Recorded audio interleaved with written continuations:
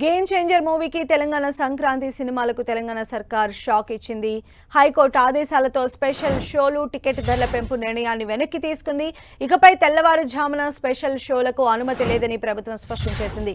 ప్రజల ఆరోగ్యం భద్రత నేపథ్యంలో సినిమాల స్పెషల్ షోలకు అనుమతించబోమని రాష్ట్ర ప్రభుత్వం ఉత్తర్వుల్లో పేర్కొంది.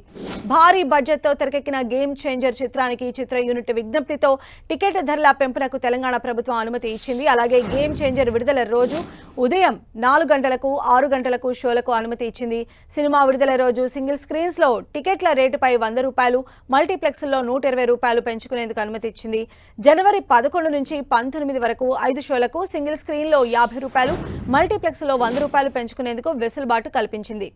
టికెట్ల ధరల పెంపు, బెనిఫిట్ షోలకు అనుమతి ఇవ్వడాన్ని సవాల్ చేస్తూ భరత్ రాజ్ అనే వ్యక్తి తెలంగాణ హైకోర్టులో పిటిషన్ వేశారు.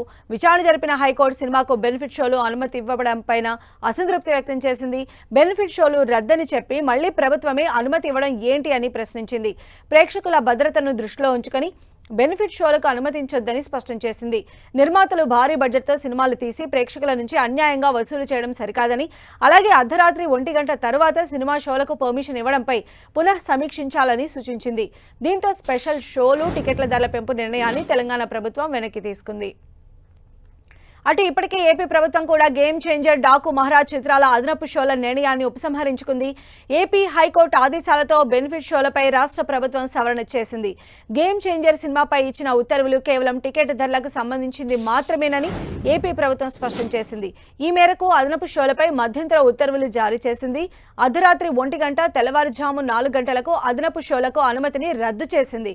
10 రోజుల పాటు రోజుకు 5 షోలకు మించకుండా సినిమా ప్రదర్శించుకోవచ్చని పేర్కొంది. రోజుకు 5 షోలలో 1 బెనిఫిట్ షోగా నిర్వహించుకోవచ్చని ఆదేశాలు జారీ చేసింది.